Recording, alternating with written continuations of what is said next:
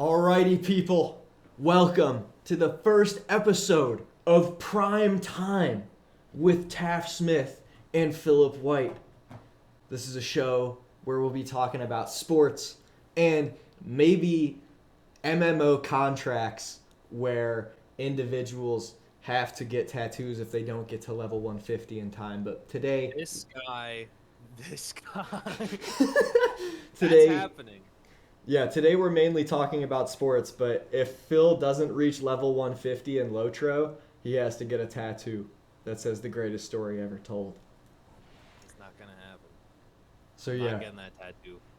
Y'all are gonna get that tattoo and it'll be great. Oh yeah, and That's what I'm excited for. if he does get to level 150 by June 13th, 2025, we all have to get the tattoo, me, Harry, and Jake.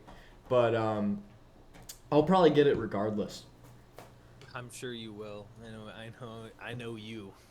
Yeah. Big Lotro guy. Indeed, bro, it's the best game ever. It's no.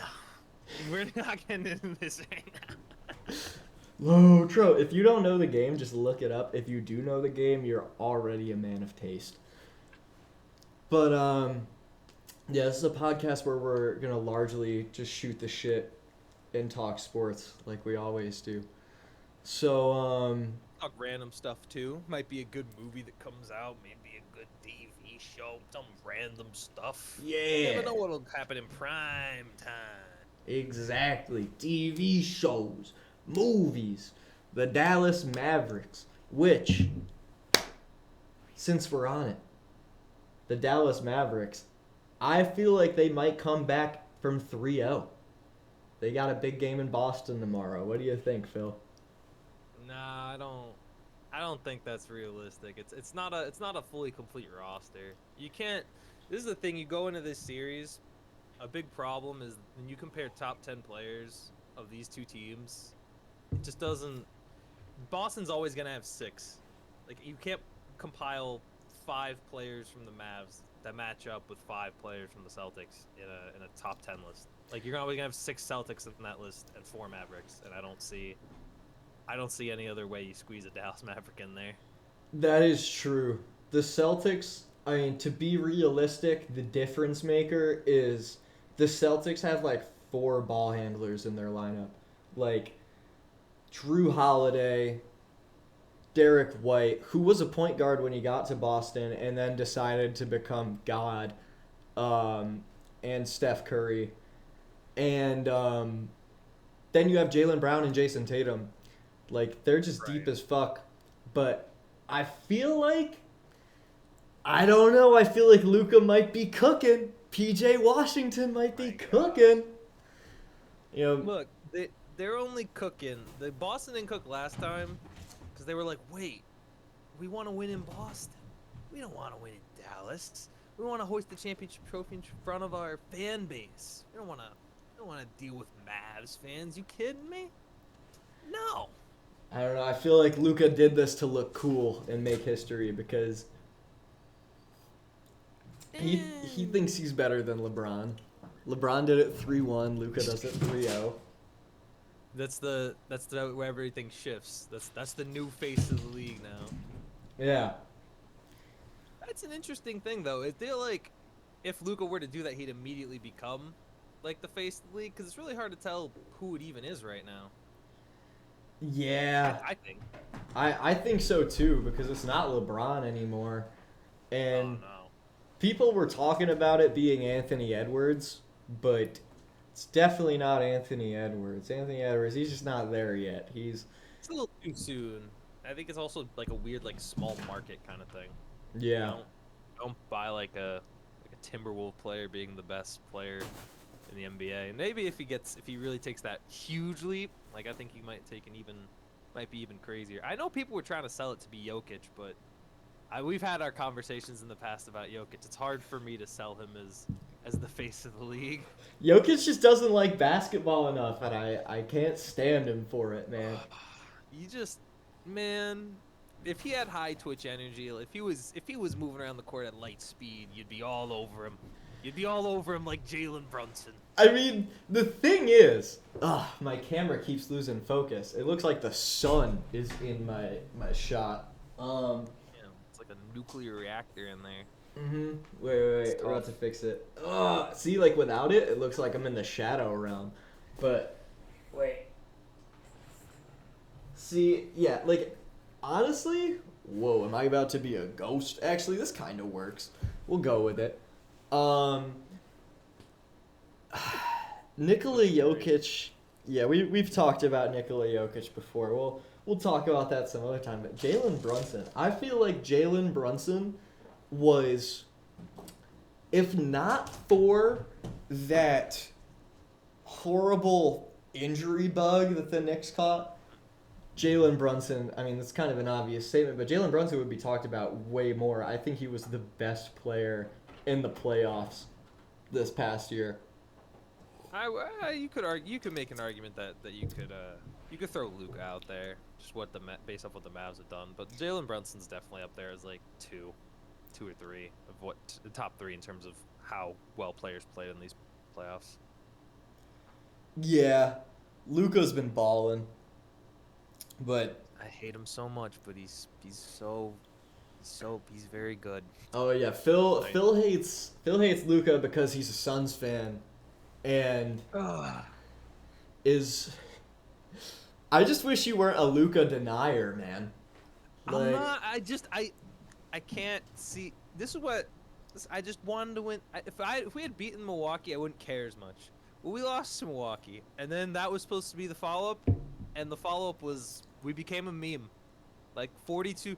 Chris Paul clutch three to get the lead down to 42. Like I felt like the Falcons. I feel like a Falcon. Like the Suns feel like the Falcons of the NBA.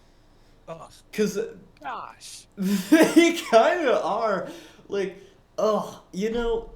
with you being from New York, I feel like, the Knicks bandwagon invitation is always available. Cause like I'm not. No way, Jose. the Suns No way, really, mister. they had that run with a legit roster and then traded everything senselessly for stars. It just didn't work. And now y'all are fucked pretty much. Yeah, because they had a feeling. Well, once they saw that what they had before wasn't gonna work again, they felt the need to get more stuff, and like it's just gotten progressively worse. Like they get KD, don't work. They get Beal and Vogel, don't work. Then they go for like now they're going for Budenholzer. And I'm like, I think it's all like, yeah, this has been great, like 7 years ago, but it's not. Yeah, bro. Hear me out. I feel like KD is the Drake of the NBA. You're gonna have to explain that one a little bit. Cause he's not a winner. He's not I feel like he doesn't love the game. He's not in it for the culture. That's Like, that's kind of true. I don't know. I feel like Drake has just got a weird culture of his music in general. I don't know. There was a time where I guess there was a time where both were, and now kind of aren't. yeah. Like, it frustrates me so much. I mean, you know this. KD just like, it's like everywhere he goes, like this guy how did y'all get swept or lose in 5 in the first round? This year it was a sweep. It was a Oh, sweep. it's so tough. The, It was a the, sweep. the thing with KD for me is like, after y'all got swept, this guy in the post game interview was like, I didn't really like my role in the offense. I wasn't really comfortable. It's like, dude, you're Kevin Durant. You can change your role in the offense. Yeah. Or you can be a little bit more vocal as like an individual team leader. Because the thing is once he got there, it was one. You have KD more of as a one. Like brought KD to be the one, and Booker still like a 1A. But it still felt much more like Booker's team at that point. Like, and it's supposed to be, but clearly I think a lot of people would say that at that point, even now maybe you could make an argument that Kevin Durant, scoring wise, is still a little better than Devin Booker when he's committed. Yeah, Kevin Durant, that's what's so frustrating about the whole thing. Kevin Durant is so elite as a scorer, but we haven't really seen him buy into an organization since he left the Thunder, which is I just mean, he kind of annoying. bought into Golden State. I don't think Well, he's not bought in there a little bit. Because, I mean, you don't win championships without buying in a little bit. But then after that, there was, like, no motivation from him at all. yeah, that's just the thing with him. Like, Nets sucked, Suns sucked.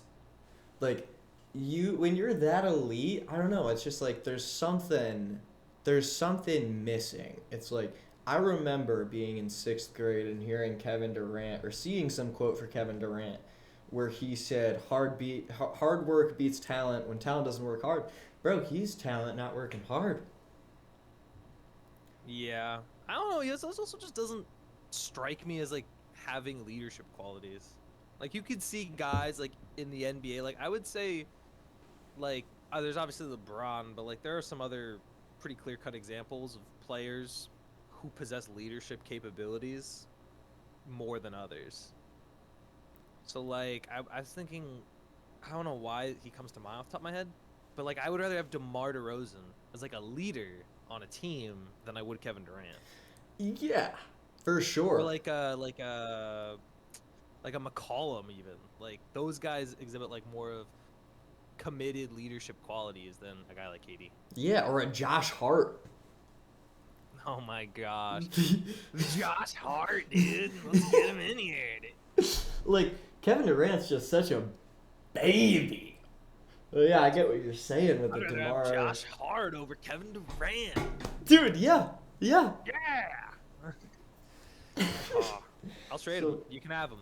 You can have him. We'll send him to New York and I we'll take Josh Hart. I don't think like as if I'm the GM of the Knicks and the Suns say money works and they offer me Josh Hart for Kevin Durant straight up, I don't think I take it.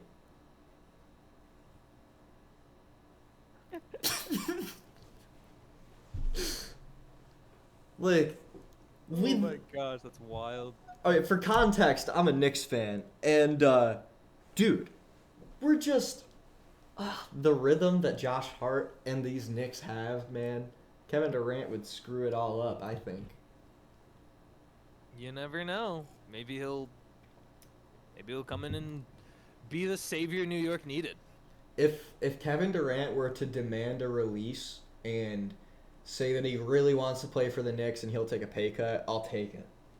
But Josh Hart, man, Ah,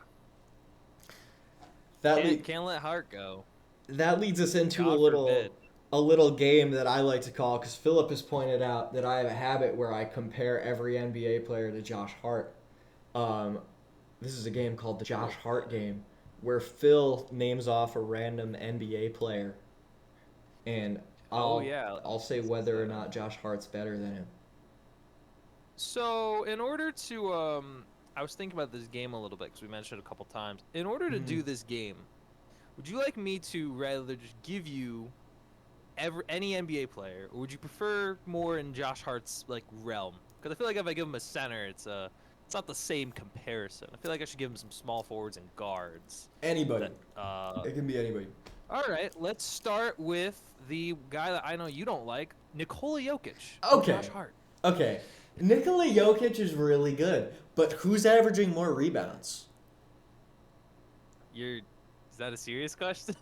Who in the Is that playoffs? actually true? If that's in the playoffs, I still think that's still Jokic. We can pull it up in editing because I really don't Pull up know. some stats. Yeah, why don't we pull up some numbers here? Josh Hart playoff stats. Average 9.6 rebounds in the playoffs in his career. So we're talking this past postseason. We were looking at. Oh, wow, it's actually reputable. 11.5. God dang, might be wrong. Yeah, he was balling in the playoffs and late in the regular season. He was playing the best basketball of his career. Yeah, but he's not being Jokic. Still 13.4. Ah, You gotta yeah. say he's a center, and that's like his thing. You know, Yeah, I don't know what you're looking at there. yeah. Jokic is crazy. He doesn't bring the pizzazz that Josh Hart brings. But yeah, I Oh, guess like if the theoretical is the some team offers the Knicks a player for Josh Hart straight up and the money magically worked, I would I would take right. Nikola Jokic for Josh Hart as much as I find Nikola Jokic boring. Like, I mean, that's such a blazing hot take, cause like, and yeah, he has his occasional crazy pass, but like he runs up the court like he runs up the court like an unathletic fifth grader, bro. Oh my Like, god. He's also like not like okay. How much does Josh Hart weigh? We're looking at because Jokic is like 7 foot, like 284 pounds. It's not like he's gonna be sprinting anyway. Like he's not the considered an athletic 284. center. Okay, Josh Yeah, Hart. he's like 284. Okay, and Josh Yeah, Hart's 6'11", 216. 284. Yeah, that's Yeah, you're not moving as much mass. yeah, I'll agree to it. What Nikola Jokic is doing is pretty crazy. Like Yeah. he goes bananas. But like he's so annoying. I think the reason that I hate Nikola Jokic, I've said this to you before, is because he freaking like every time. So all season, the Nuggets, the ESPN would put the only Western Conference game that would go on national TV would be Nuggets Lakers. And I would watch Anthony Davis play perfect defense against Nikola Jokic for 24 seconds. And then he would do his dumb soccer throw in form and cash a three. And it's just like, and this guy doesn't even like basketball. He's probably thinking about horses while he does it. Like, You're hung up on the horses, man. That's crazy. But I don't know. I it's mean, that to me is like if you're able to do that, why don't you do that? Like I don't understand. It's not like it's like a skill you see any other players doing. Jokic is one of the few players that just does that. It's hilarious. It's the same thing like it's kind of like when Steph like just kind of hold like Steph would have his moments where he would just pull up from like crazy range or like it's like when LeBron looks down at the ground. Like he just looks down at the ground and then pulls up and makes the shot. It's that's got that kind of energy to it. that's true, but like when Steph's doing it, man, it's just like this guy, like you've seen the plays where he like catches the ball off a like crazy run off the ball and then does some insane dribble move, steps back out, and then hits the three to cut the lead from 17 to 20. And it just hits so much harder. Cause like he's really working for that shot. Who's to say Jokic isn't?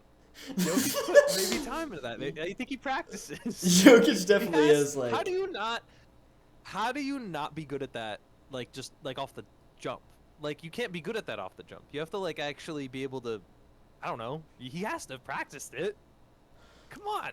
that is true. He probably does practice Give that him a little credit. craziness. Yeah. Oh, yeah. I guess personally, I don't like to watch Jokic, but what he does is bananas. All right. So fair enough. I guess the Knicks would trade Josh Hart for Nikola Jokic. Let's go. It's a business.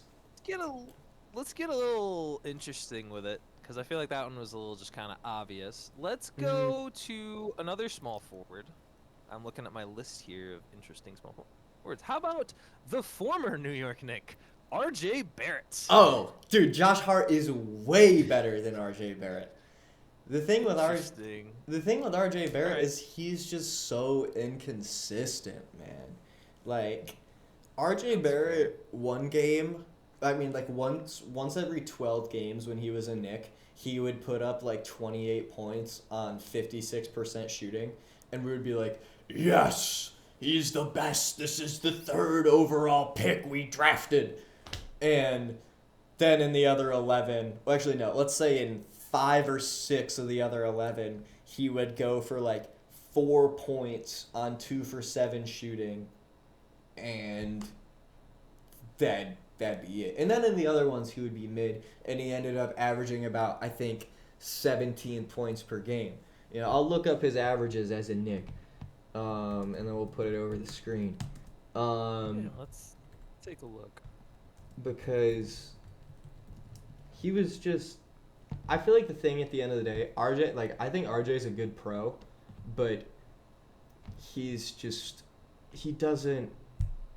still frustrating to watch sometimes. Like, yeah, so in his Checking in career, on Toronto. yeah, in his career, he's averaging 18 points per game, 5 boards, 3 assists, half a steal, 0.3 blocks on 43% shooting, and he's shooting 34% from 3 in his career. Yeah, we'll fix it. But he averaged over his career 18 points per game, 5 boards, 3 assists, half a steal, 0.3 blocks, and 43% overall and 34% from 3.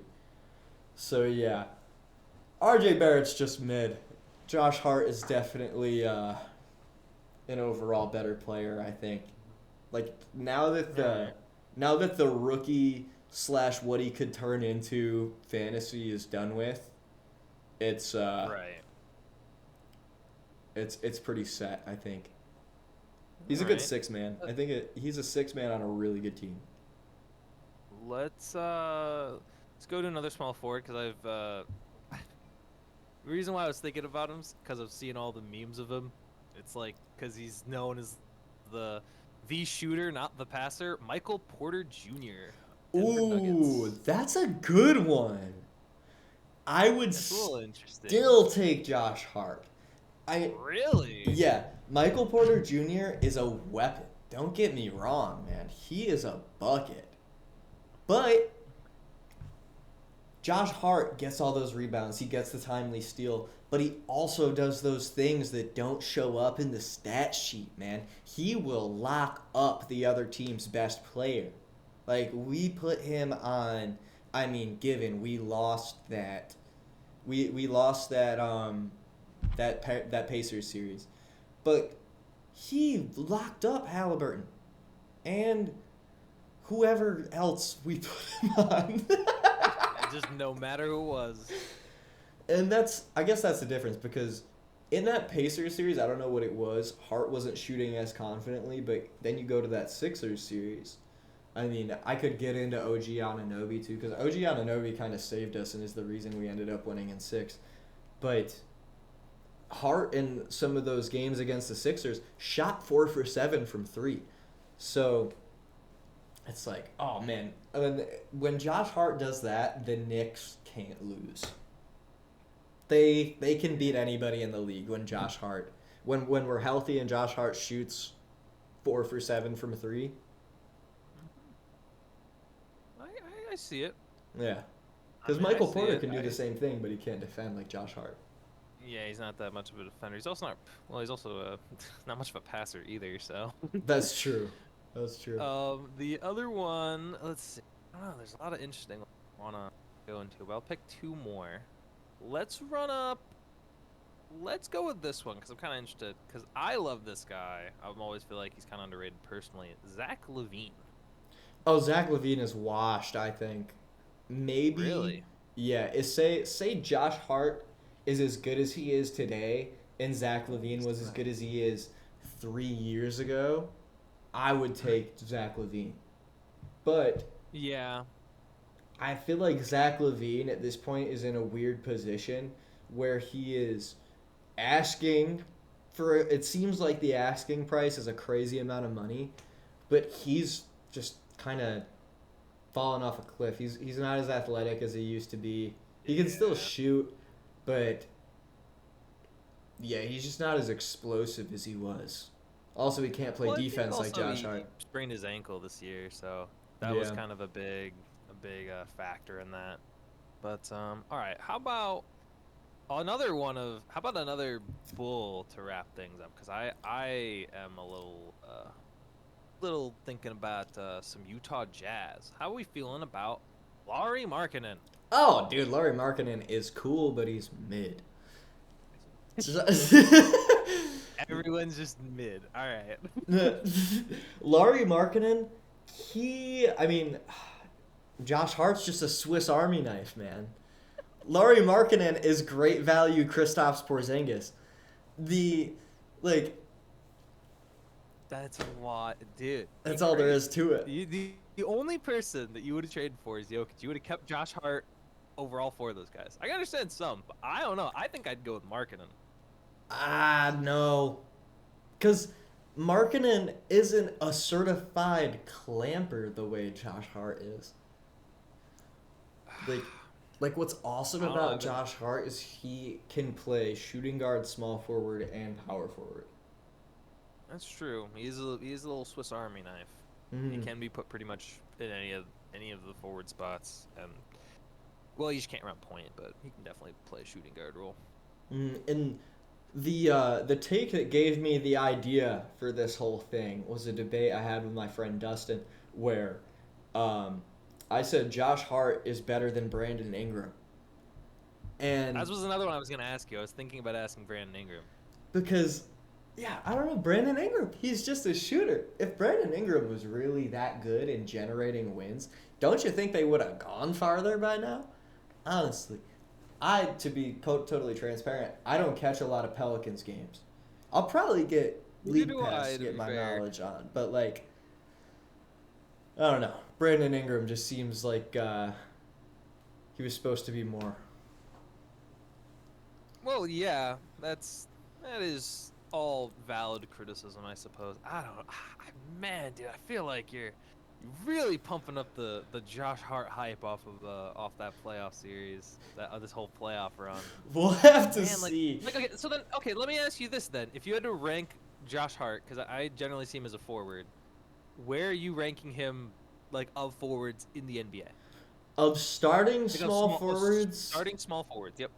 Top 10 for sure. Top but 10, fair. But in between 6 and 10, because I feel like there's, like, do you think you're capable of rattling off starting small forwards right now? Because I don't think I could rattle off like what I think is the top 5. I have a list, so I got lists here. What I'm going off of is I'm just going off 2K ratings right now because it's the overall best list I can find. But okay, dude, the new 2K is legit. I don't agree with the. Yeah, I mean, some of them are, some of them aren't. I don't know. I feel like the same way about Madden with Madden ratings. But so let's go LeBron. LeBron's up there. From a talent standpoint, yeah, I'd rather have LeBron than Josh Hart. LeBron's there. Jason Tatum, Jimmy Butler, Kawhi, Jalen Williams. Jalen Williams. People are hyping up Jalen Williams that much. You know, Jalen Williams was cooking, but I don't know. I feel like he's on a similar playing field.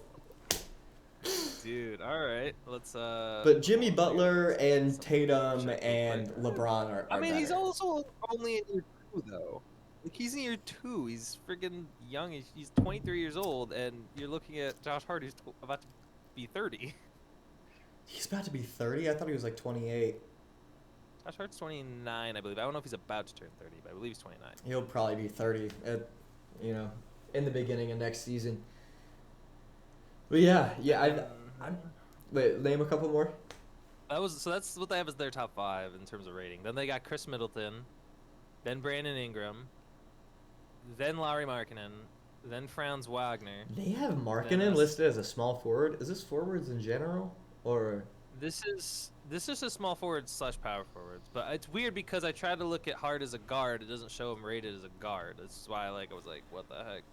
Yeah. But they have him listed as a forward. They have him at 15th. 15. That's crazy.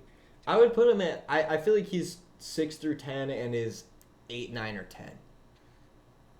All right, fair.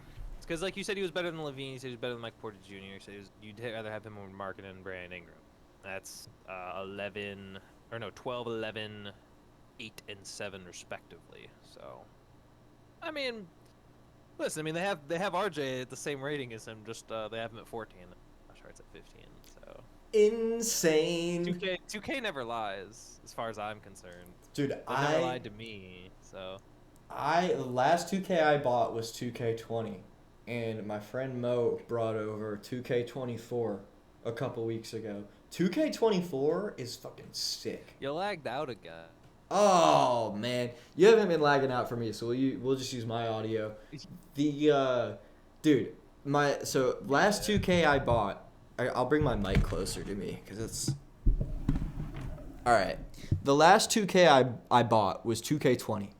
My friend Mo brought over 2K24 a couple weeks ago. Bro, the 2K24 is so fun. Like, it made me want to buy sports games again. Like, yeah, I know there's NCAA football 25. Hyping it up like crazy. This could be its own bit, man. I've been saying this is gonna be. All right, wait. I'll say my piece. You say it. You say yours in just a second. Basically, I think this game's gonna be great. I've been looking at the details. Oh my God, they're highlighting the patronage. Mo Bamba's gonna be in game, not the person, the song. I see clips of Florida Gators players. Mo Bamba in the Road to Glory storyline, like, yo, go kill it out there tonight. I see players slapping the Florida Gator and the graphics look great. I just can't wait to make a 6'5", 215-pound mobile quarterback like Dak Prescott and go. Right, of course. I mean, what look, are your doubts? all that is great.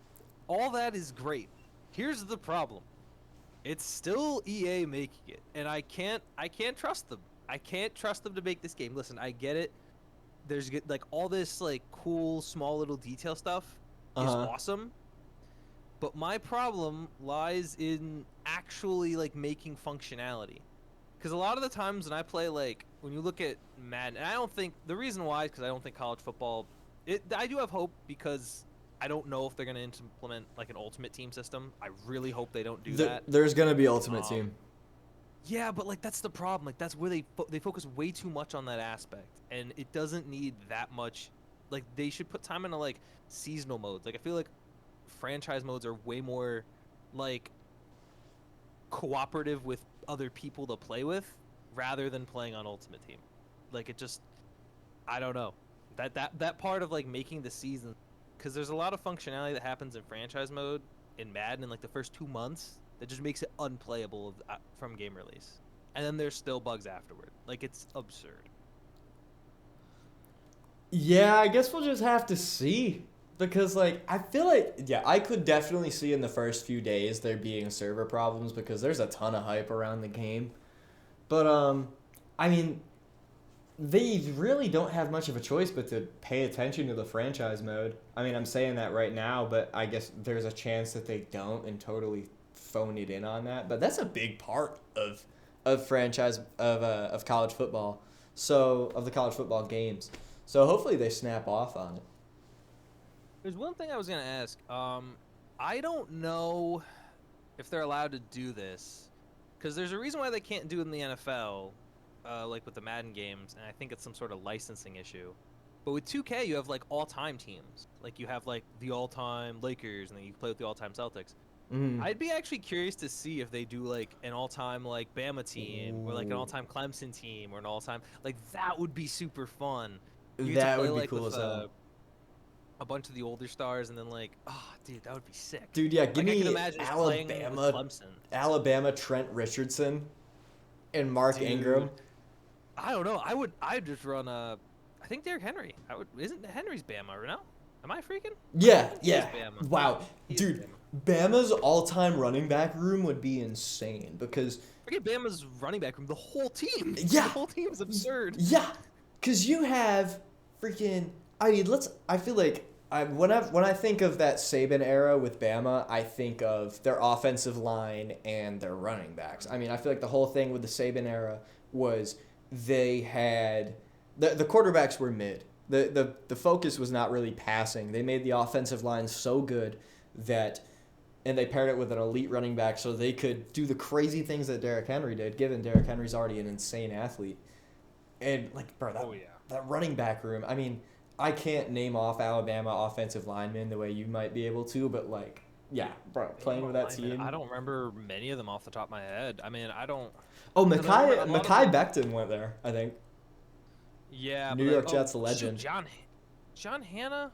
It was like an old Pats guard who's like in the Hall of Fame. Probably one of their top, even with Brady and Gronk, probably one of their top players of all time. I think Mathis was there too. I was thinking more so Bama receivers. Because, I mean, there's a Julio Jones that I'd love to throw the ball to down the field. You know, they would have to have like 20 receivers on that all-time roster. Yeah, that'd be crazy. Yeah. Because, yeah, and Julio the Jones. Wideouts too. You have Devontae Smith, who was crazy in college.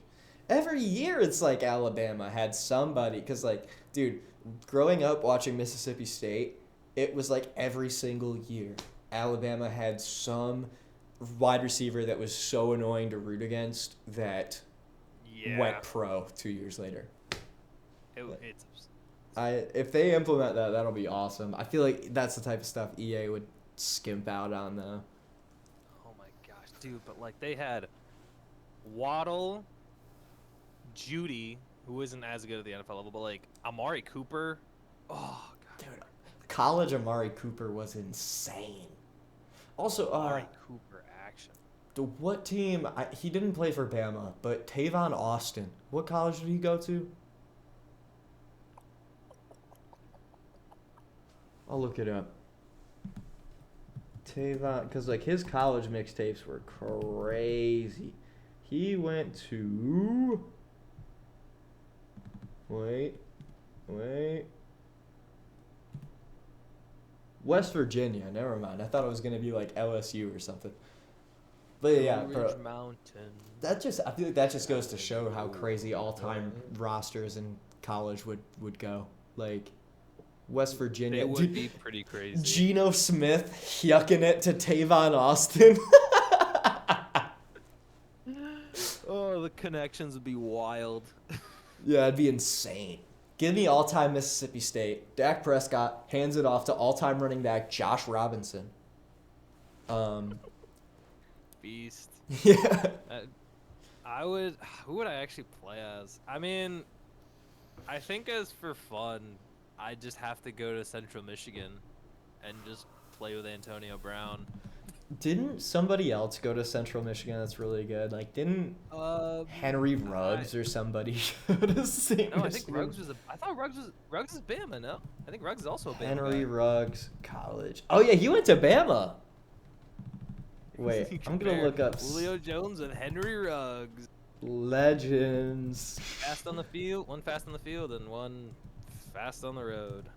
I know somebody else went to Central Michigan. All right. Central Michigan NFL alumni. Just real quick. Then we'll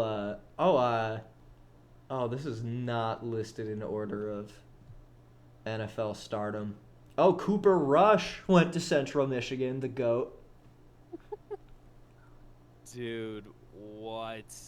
That's wild. Joe Staley went there. J.J. Watt went to Central Michigan. But what? But he graduated from Wisconsin. Oh, Does that count? He must have, that counts for sure. That's correct. Watt versus Watt. Oh my god. He did. I'm like, am I tripping? I thought, am I wrong? Am I goofing off right now? Yeah, he was there for 1 year and then transferred to Wisconsin. How about that? And dude, the Syracuse all-time team probably goes a little hard. Right, because you got McNabb, you've got oh god, pass rusher I'm not thinking of. Jim Brown, the Jim Brown. running back. Oh, Jim Brown. Where did Walter Payton go to college? I actually don't know. I'm to find out. He went to. Oh, did he skip college? Oh, Jackson never mind. State. He just has a college named after him. Jackson State. Yeah, he would probably carry that roster. There's just like a bunch of, you know what's funny is there's technically schools that don't have football teams. So like there'd be certain really good players that actually like I think Marcus Colston went to Hofstra, and there's no longer a Hofstra football team. Really? Unless That's I'm wrong. crazy. Because Marcus Colston to me Last is time I recent. checked, they don't, which is like once. Wow. I think that seems like a college that wouldn't have a football team. Hofstra University Oh, maybe they do. football. Well, I know Let's- they didn't after a long while. Oh, But I yeah, their last season was 2009. wow. That's craziness. Well, rip. But yeah, here's to NCAA Bring football back 25. Yeah, bring back Hofstra. Here's to NCAA football 25 being the best game ever. Oh, you just lagged out a lot, so I have no idea what you just said. Okay, I said here's to bring Hofstra back. Here's to NCAA football 25 being the best game ever. I hope it's good for all of us. Yeah. It needs to be. You It's should- like most people's last hope. You should get it. We'll run a banger. God, that needs me. That means I gotta go and buy an Xbox or a PlayStation. Buy it. Probably an Xbox. Yeah, definitely get an Xbox because all the homies are on Xbox. Keep the receipt. Play it for like 3 weeks or however long it lasts. Return it. We'll give an official review. And yeah. Oh, yep. We gotta give it a. You know, I was thinking about this. Someone, I don't know, because I'm doom scrolling, you know, and I found a video where this guy was talking about how rating systems work, and like the 0 out of 10 or like 0 out of 5 is dumb. It's just bad. Cause like, I feel like he described it was instead of that you have a 0, a -10, and a +10, and then like anything past to the right of 0 is like you like it, and this is how much you like it, versus the -10 is you hate it, and this is how much you hate it. Which makes a lot more sense than most other rating systems, I feel. Oh, so he's saying it should be rated out of 20 technically with like a 10 to -10 basis? Yeah. So I like, like you that. basically define like, oh, is this game good? Is this game bad? And then you just determine how good or bad it is. Yeah, I think that makes sense. Yeah, because, like, you're putting so much... I mean, what's really the difference between a 6 and a 7? I mean, when you're taking a test, it's passing and failing. But with a video game, it's like... I feel like, yeah, 0... I mean, yeah, like, because you're saying, like, this guy was saying the lowest score should be -10 and the highest score should be +10, right? Yeah, pretty much. Yeah, yeah. I feel like that would... Well, it felt like it made more sense to just do.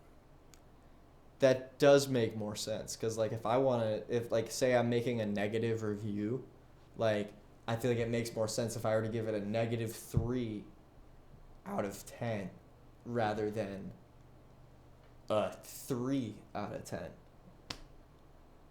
Yeah, because then you show how close you are to being possibly good. Mm-hmm. Or like how barely good your game was. Or how extraordinarily good your game was. Or how extraordinarily terrible your game was. Exactly. Like I feel like a 1 just, it's not doing it anymore. Yeah, exactly. A 1 out of 5 or like a 2 out of 10 just doesn't get the point across enough. Yeah, a 1 out of 10 without the possibility of a -10 doesn't... Yeah, it doesn't get the point across. Like... Exactly. But yeah. Yeah, they should... I don't know if that'll ever happen, but I like the idea. That should be the new system. Maybe if we ever rate something, that can be our system. That makes a lot of sense. Mm. Say we know if we either like it or don't like it, and how much we like or don't like it, or we just really don't care and it's just a 0. Exactly. Like, If indifferent. if it is incredibly mid, so in the middle that it's a 0, boom. 10 out of 20. 0 That's out of 10. perfect. Exactly. Look at that. And Boom. I think speaking of ratings, it might be time for the win-loss game. Oh, okay. All right. I'm down to. So, for finding out, we are. Yes, one of us being a fan of a garbage franchise in the New York Jets, and one of us being a fan of one of the best franchises ever, the Pittsburgh Steelers. Hey, As both you of them are pretty garbage. I think if we look at today, the Steelers might be more garbage. Just brought in Mr. I mean, Unlimited. history, in Mr. terms of Unlimited. In all terms right, of all history, right. you what's your history, man? Taking a Super Bowl away from Larry Fitzgerald, that's evil. You know who else took a Super Bowl away from Larry Fitzgerald? Cam Newton. Cam Newton went to the Super Bowl and didn't dive on that fumble. Larry Fitzgerald would have cut off his own leg to get that ball back. Exactly, and you took a Super Bowl away from him. That's not our fault. Kurt Warner threw, a 100-yard pick six. That's on him. That's what true. What are you gonna do?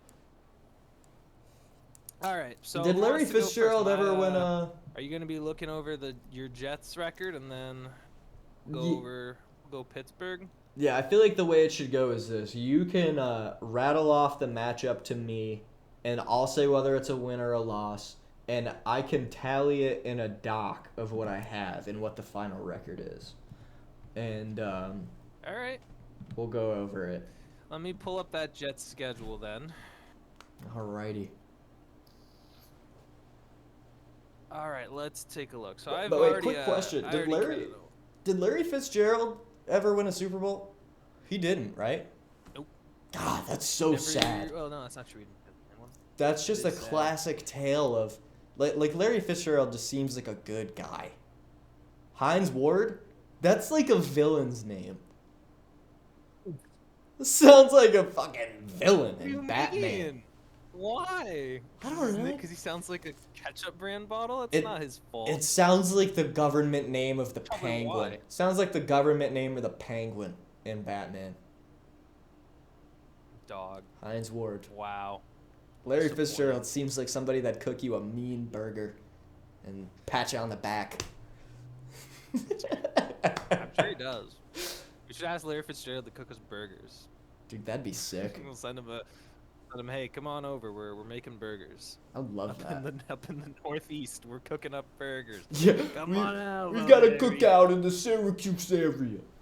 Come on. We got some yummy burgers. He'd be down. All right. Jets win-loss game. Go. All right. Jets win-loss. Let's start. We get in prime time against at San Francisco. Loss. Then you've got at Tennessee.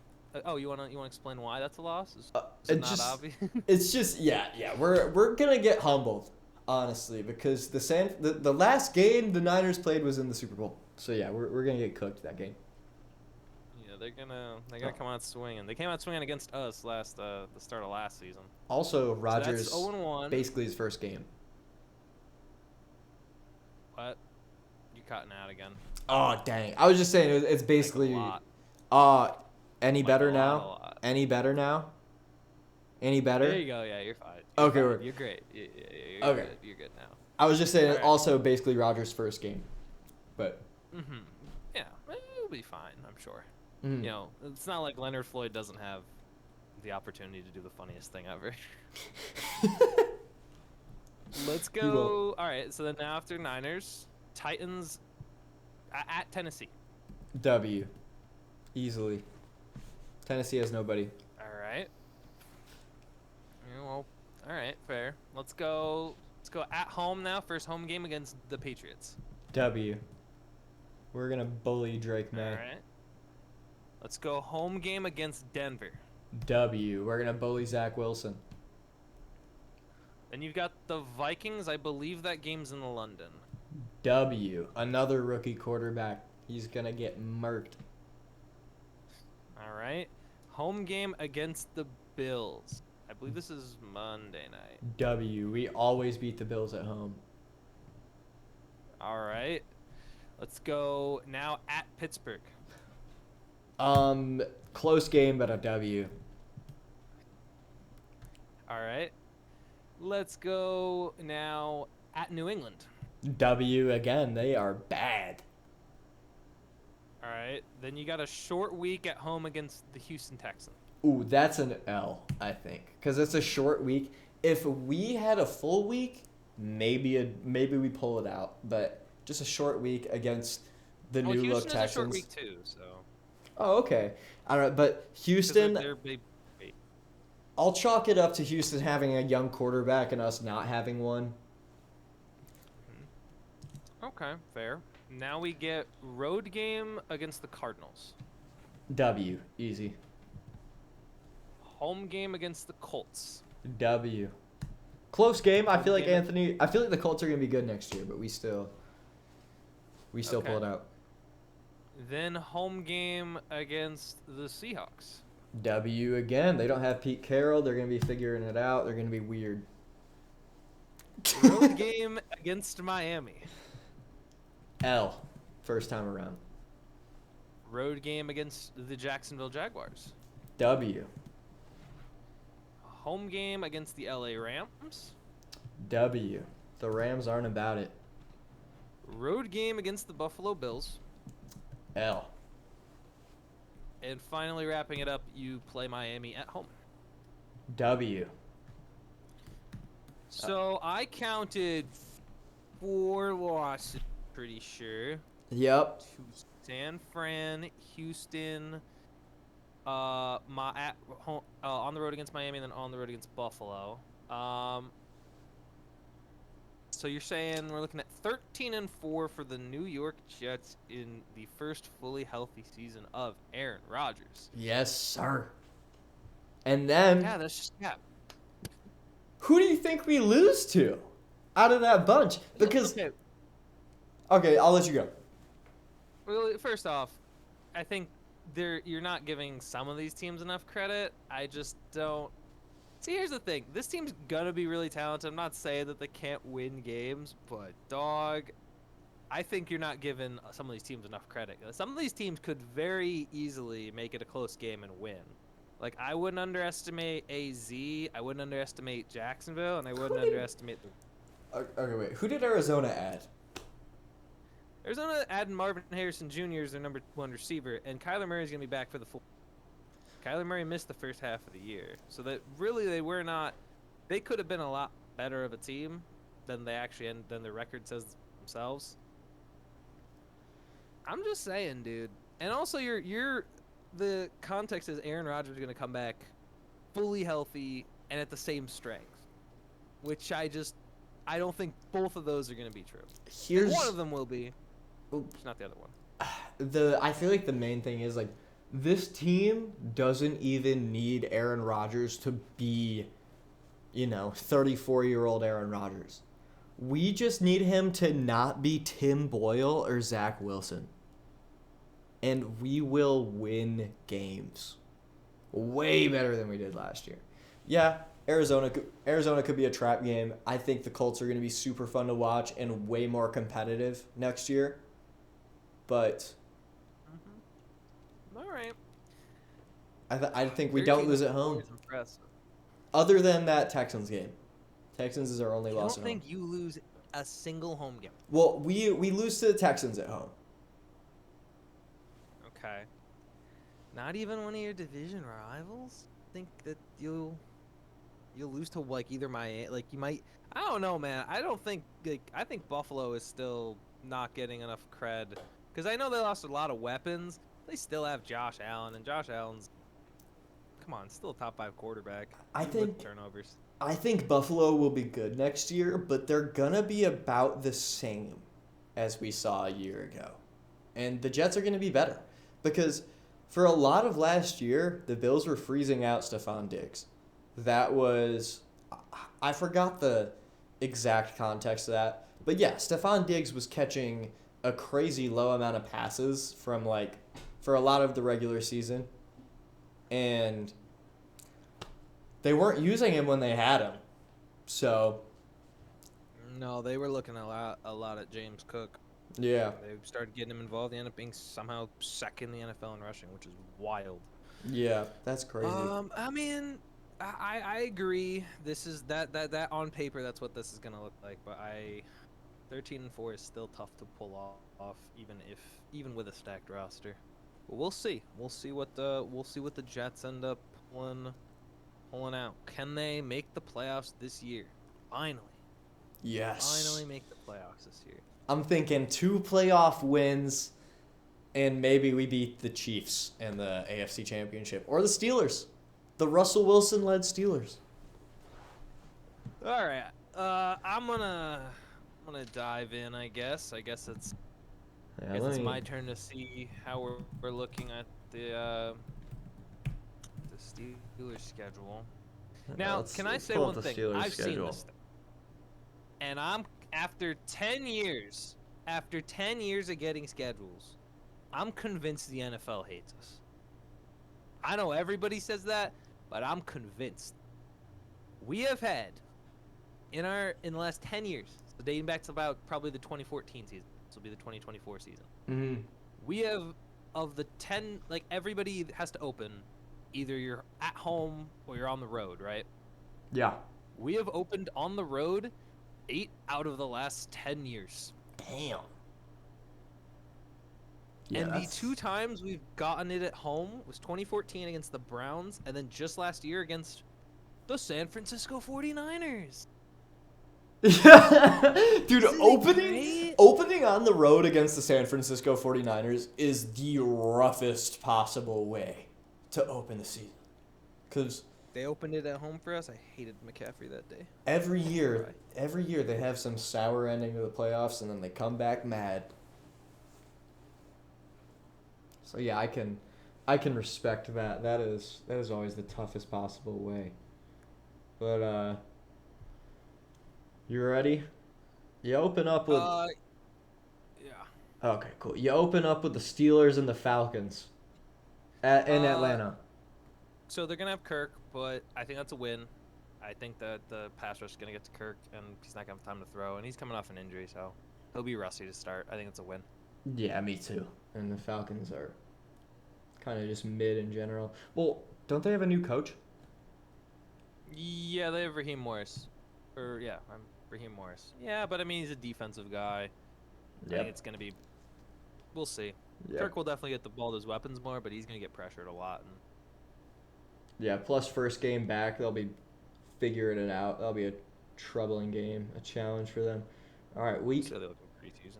Week 2, Steelers and Broncos in Denver. That's a win. We're either playing Zach Wilson or Bo Nix. Same pressure situation. Yeah, both pretty bad quarterbacks. And then Chargers and Steelers in Pittsburgh. Yeah, that's a win. Yep. And then No weapons. Then Steelers and Colts in Indianapolis. So this is where we could lose, but I'll still jot us in. I think we still win this game. I just think if there's enough offense on the board and we keep control of the football, this should be a win.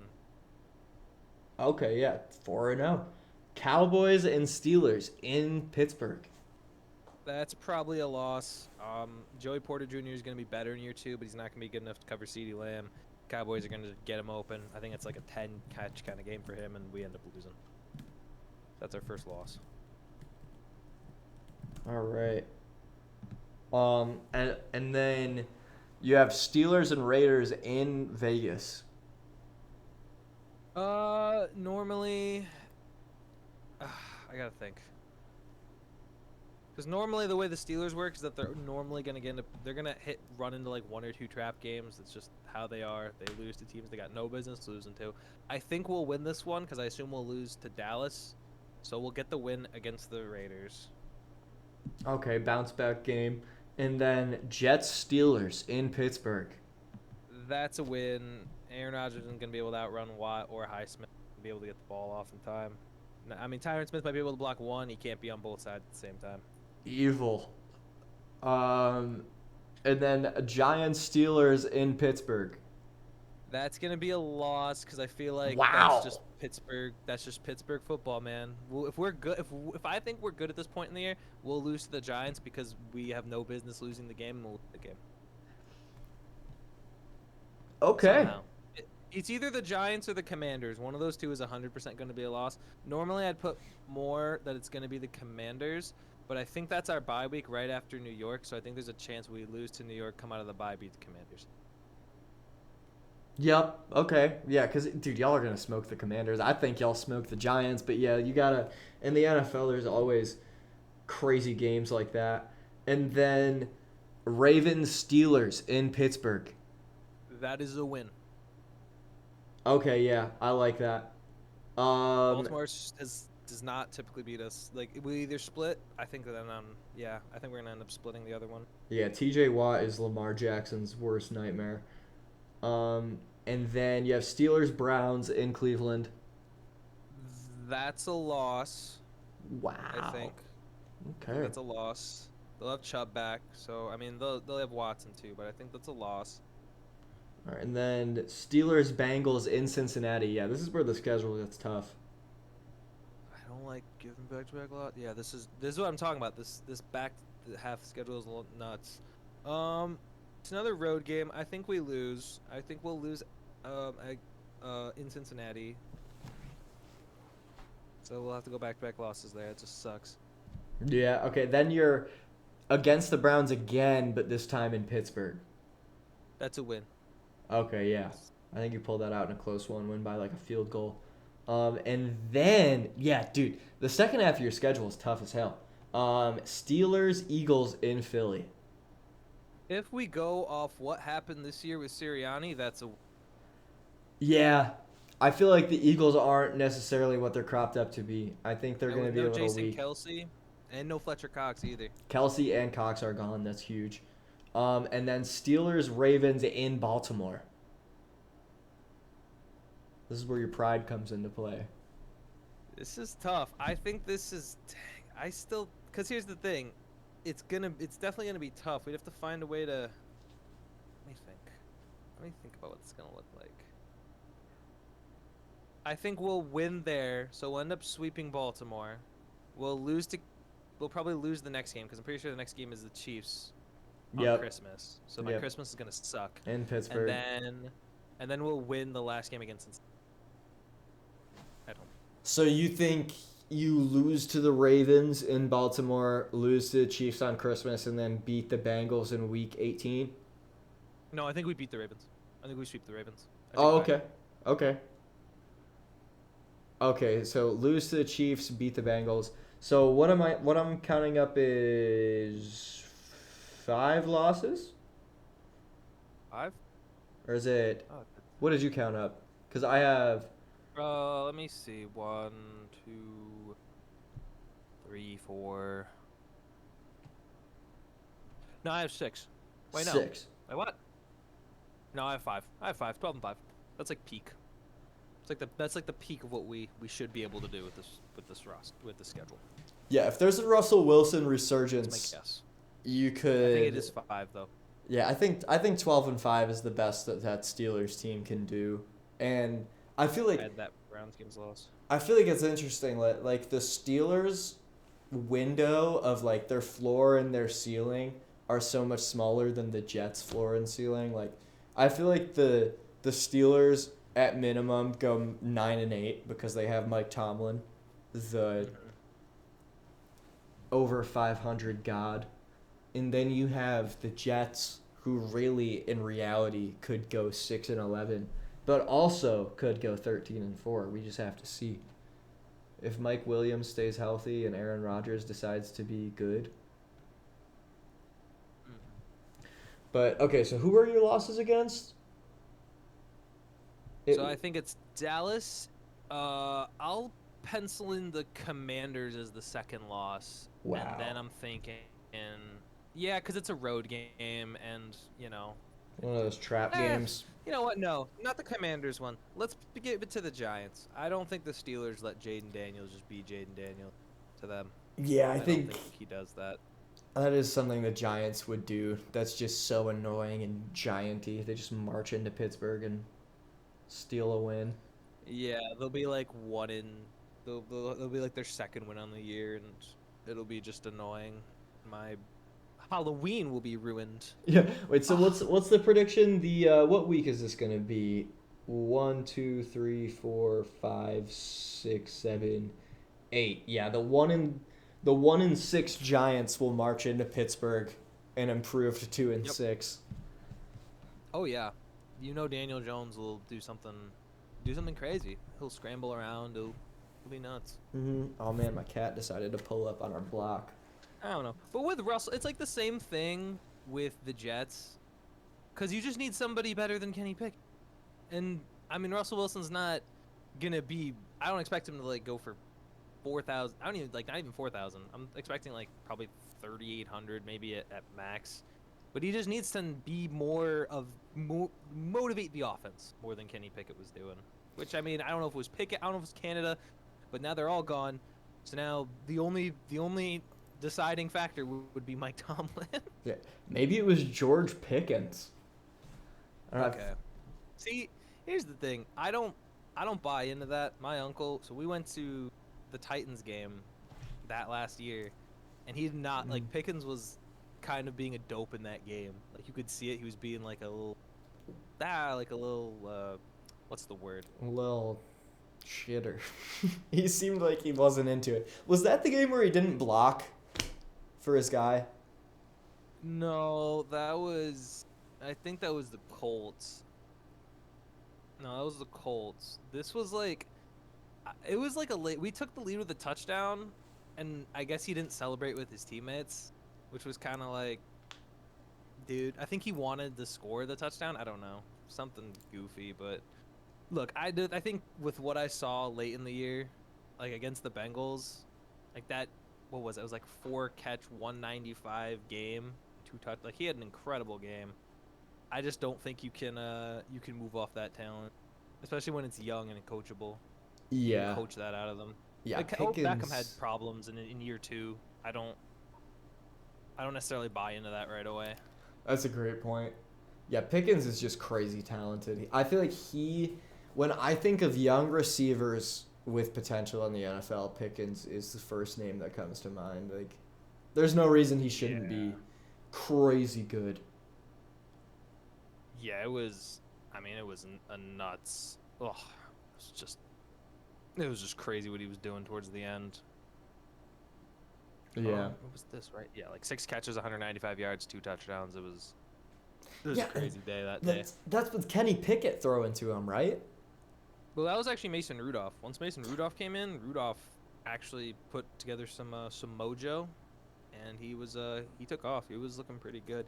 Cause then he went into Seattle and had like, or no, it was like 7 catches, 131 yards.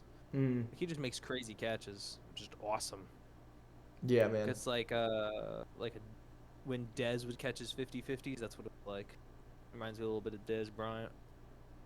Yeah, man. Like, with Mason Rudolph, of all people, throwing to him, too, like, I don't know. Pickens' plays are incredible, but then when he puts up those stats with, I mean, not to say Mason Rudolph can't cook, but, like, Russell Wilson's definitely better than Mason Rudolph. So, the sky's the limit with George Pickens, man. Hot take. You ready for this? Let's hear it. Here's a little hot take. At some point this year, for the Tennessee Titans, Mason Rudolph will start over Will Levis. I can see it. Because he just got signed, and look, man, they only sign him if you don't not fully sure on Levis. If Levis struggles, there's a chance they play Rudolph and just say, dude, you ain't doing it for us now, mate.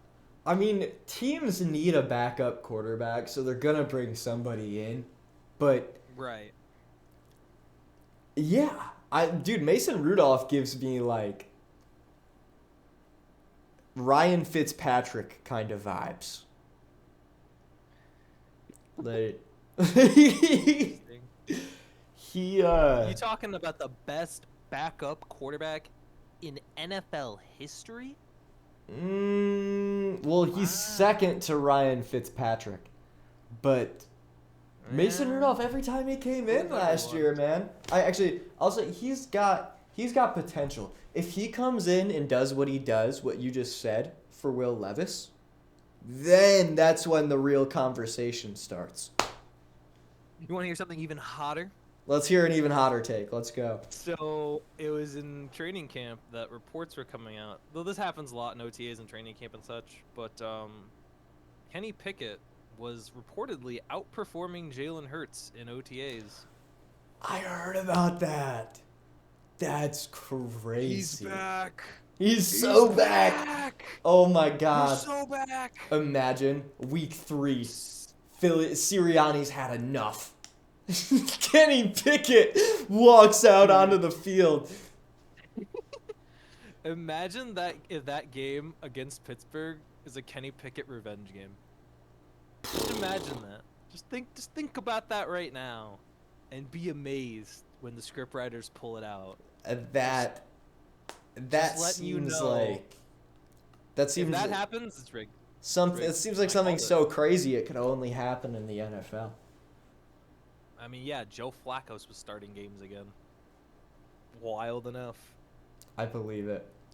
We're gonna need to make a list of takes and predictions because we've had Just like the most wild stuff. yeah, an immaculate list. Like we'll just post a screenshot of that as an ad for the first episode of this podcast. The wildest takes you've ever heard. Yeah, Kenny Pickett will be starting week 3. I remember having similar thoughts, but I can't pinpoint a specific point. But man, I had a feeling it was gonna happen. yeah, Mitch Trubisky is the next Ryan Fitzpatrick. Where even is he? I have to find out. He's probably on a team, but I have to Or figure out where not he is. Trubisky. Fucking what's his name? Justin Fields, you mean? No. The guy that's gonna come in for Levis. Oh, Mason Rudolph. Rudolph. Yeah, not Trubisky. Oh, he's back on the Bills. Wild stuff. Wild. Yeah. We Wow. have to at some point, and it's gonna happen too. And it's kind of funny that it happened at all, but Mhm. there's a picture of the 2017 playoffs, and what it is it's like the starting 4 quarterbacks are looking at the Super Bowl, and there's Brady, and then it's Bortles, Case Keenum, and Nick Foles. And it's just that. And I was like, we're gonna have a season like that again, where it's Mahomes and 3 other scrubs. Dude, wasn't it?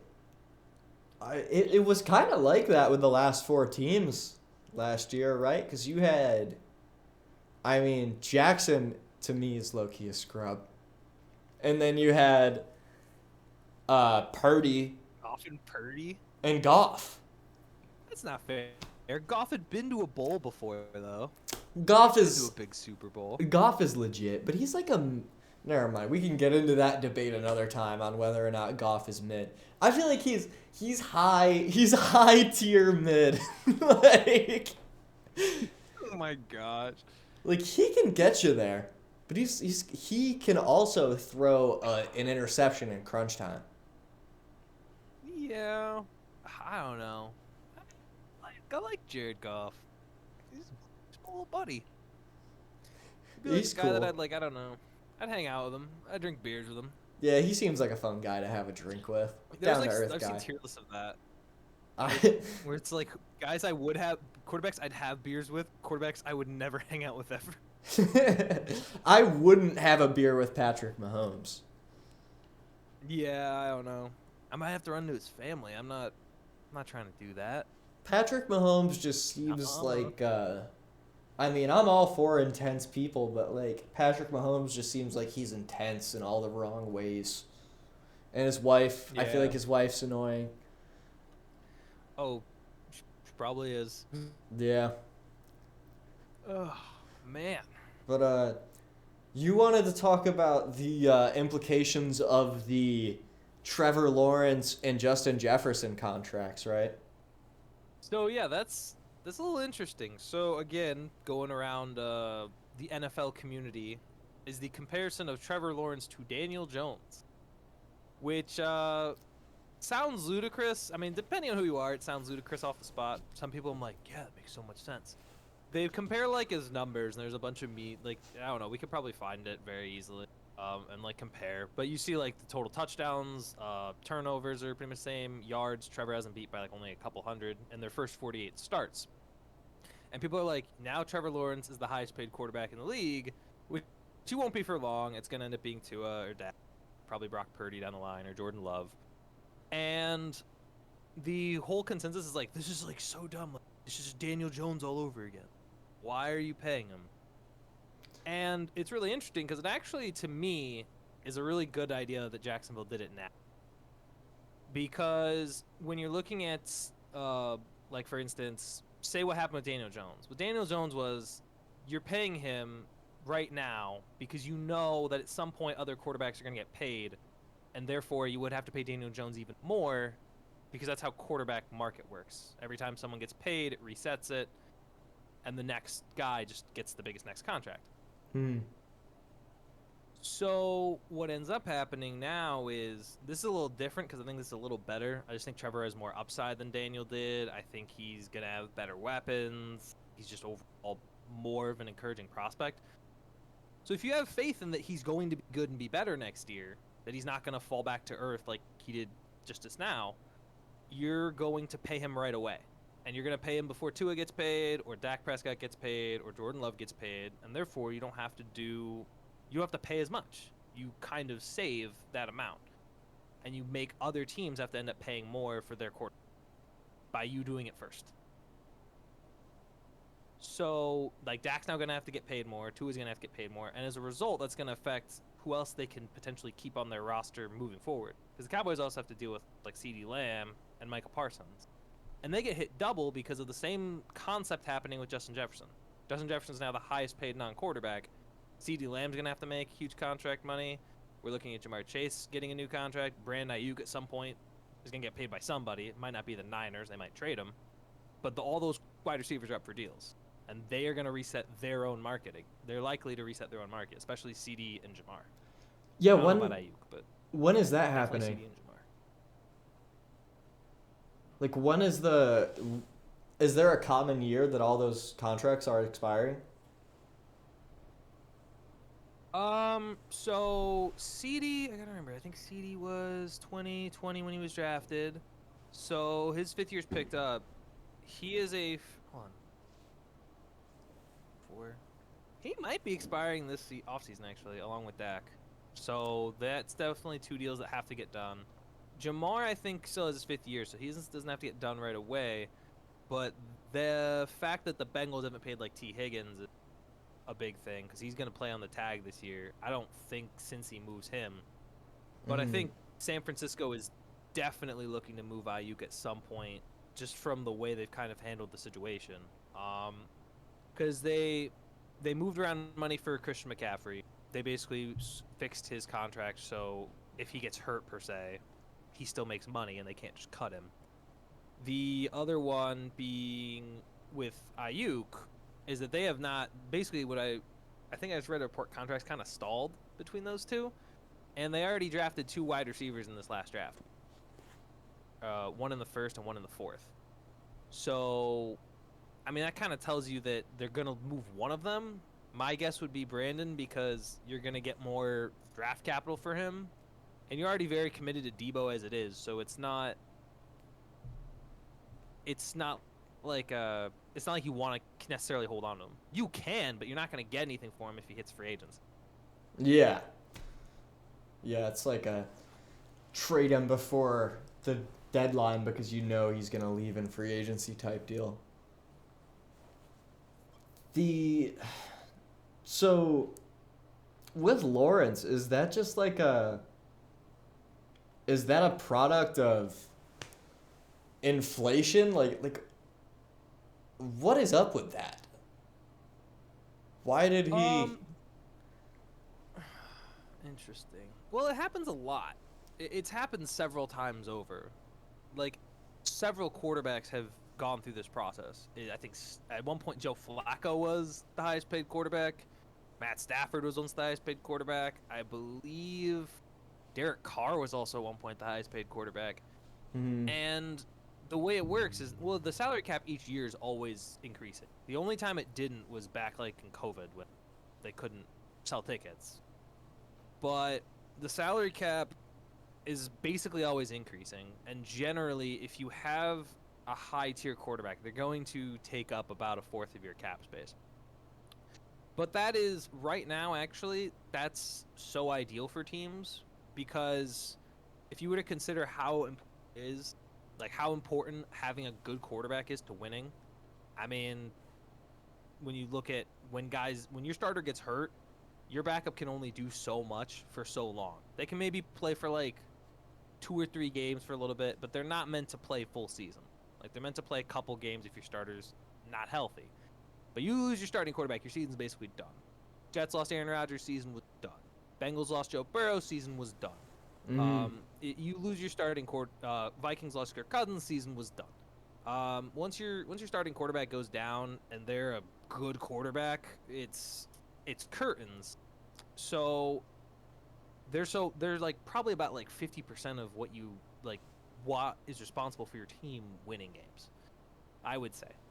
And the fact that you're only paying them 25% of what your total salary cap is, that's actually pretty good, all things considered, if you're paying them half of how much they actually contribute to the team.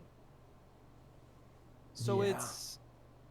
it's going to keep increasing because the salary cap keeps increasing because there's going to be more money to give.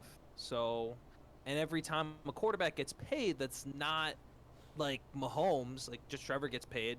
What's Tua gonna say? Tua's gonna go to his he's gonna go to his agent. His agent's gonna go to his team and say, "Well, look at the numbers. I mean, look at statistics. There's always an argument for one quarterback being better than another, especially in those like kind of like 8 to 17th best quarterback in the league like teams. Yeah, You can like argue, you can find something that makes one better than another. yeah, like he can say, look at the win percentage with me, then look at it without me. It's wild that it took quarterbacks and agents so long to make that argument. Do you think that's a product of like it being more of a passing league now, or just it Definitely finally happened? 100%. Definitely 100%, but I think they've always still had a huge amount of like importance with each of their teams, I would say. Cuz I mean, it's also not just the fact that the quarterback positions become more valuable, it's that other positions have become kind of less. Yeah, Like because of safeties don't make as much money. I mean, safeties still get paid, but not everyone is on board to paying elite safeties. I mean, Justin Simmons is a great safety, and he's still a free agent. Nobody signed him, and he might not wow. get signed till preseason. And I mean, you look at the running back group is another great example. I mean, they just don't get huge paid money. I mean, look at Najee Harris. I think we declined his 5th year option, and that's just because it's easier to go find a running back in the draft or in free agency. Yeah, It's usually cheaper. running back money has gone way down. And yeah, that's definitely got to do with the amount that teams are passing and just their careers being so short. Like, man, was it who was the last highest paid running back? Like you look at quarterbacks, highest paid quarterbacks, it was Daniel Jones and then a year later it's Trevor Lawrence. Correct me if I'm wrong. Was the last highest paid running back Adrian Peterson? If I had to guess, probably there may have been. Trying to think. You know, it's possible Gurley was at one point when he got that deal. It's possible Todd Gurley and maybe even Kamara got interesting contracts. I'd have to look into that, but like right now, McCaffrey still makes pretty decent. I mean, compared to other positions, definitely not. But compared to his position, obviously he's top paid. But when Derrick Henry signed with Baltimore, I think it was like 2 years, 20 million, which is about 10 mil, which is in comparison to like a top edge rusher, a top corner, a top receiver. Is I think like 40 to 50% of that. Yeah, I feel like McCaffrey could have had some bad luck with just the timing when his contracts ended. Cause like man, if say McCaffrey was a free agent this year, after all the records he broke a year ago, he probably would get a freaking brand spanking new deal. So, oh okay, all right. I looked it up. It took a hot minute for it to load. So actually, he What's crazy is like I remember hearing about Daniel Jones getting 50 million a year, right? 50. And as of June 2024, Christian McCaffrey of the San Francisco 49ers is the highest paid NFL running back with an average annual salary of 16 million. His contract is worth 64 million in total with over 36 million guaranteed. But wait. I don't know if that's current or right now. Wow, Or current so or that all is a time. little older ago. What? Like 16 million per year. What? My laptop's moving super slow, but There was one from 4 years ago that's a little older, but yeah, I mean this list was in 2020. That's a little. Um, God, that's even older. That's 20. Yikes. Let's just go back here. So we're looking at per year. Yeah, it might be McCaffrey. It might be McCaffrey's current contract year at 19 mil, but I mean, even then, you compare it to pretty much everybody else. Nobody else, like, there's only like 6 running backs in the 7-figure, which I mean, boo hoo, but I mean, like, I wish I had 12 million. oh wait, you cut out a bit on that last statement. What'd you say? Oh yeah, I just there's only like 6 running backs that make more than 10 mil on average, like a season Wow. with their current contracts. It's McCaffrey, Kamara, Jonathan Taylor, Saquon, Josh Jacobs. I know that's it. Nope, there's 5. There's 5, not 6. That's crazy.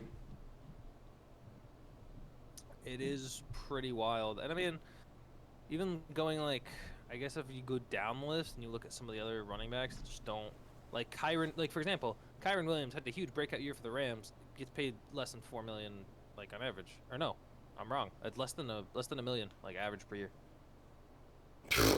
Like, you know what I mean? That's It's crazy insane. how like it's cheaper you can get running backs on a per year basis. Like it just goes down and down. Nuts. Yeah. Because it's just not it's not that it's not a valuable position because teams run the football. It's just a replaceable position because a lot of teams don't even like have the traditional bell cow back anymore. It's a lot of like they have one guy who does one thing and one guy who does another. Like when the Packers had Aaron Jones and AJ Dillon, like they were 2 very different backs that do very different things. I mean, Steelers have Warren and Najee Harris. Jalen Warren and Najee Harris are very different backs, but they complement each other well, and it helps their run game. Yeah, in those games where Aaron Jones was out for the Packers and Harris was out for the Steelers, you put him behind a good enough offensive line, and Dylan was still able to make noise. Warren was still able Oh yeah. to make noise. Like it's definitely a very running backs do not have leverage at all as the individual. Nope. Like they are, that's crazy. They just get beat up, and then I mean, it's crazy. Like backup quarterbacks get paid a higher average salary than some starting running backs. yeah, It's wild. that's insane. But did you have a point about the Justin Jefferson contract too?